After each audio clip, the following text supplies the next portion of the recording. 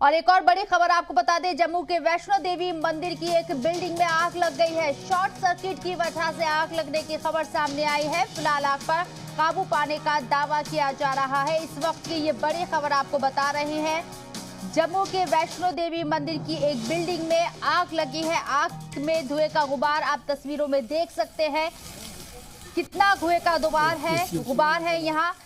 आग किस वजह से लगी ये भी बताया जा रहा है कि शॉर्ट सर्किट की वजह से ये आग लगी है। नुकसान कितना हुआ है इस बात की तस्वीर अभी पूरी तरह से साफ नहीं हो पाई है, इसका अंदाजा नहीं लगाया गया है। लेकिन जिस तरह से धुएं का गुबार तस्वीरों में नजर आ रहा है, उसे देखकर नजर आ रहा है, अंदाजा लगाया जा सकता है कि आग यहाँ पर शदीद तौर पर लगी है।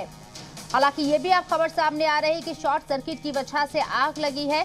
वजह यही बताई जा रही है और साथ ही ये भी कहा जा रहा है कि आग पर काबू पा लिया गया है।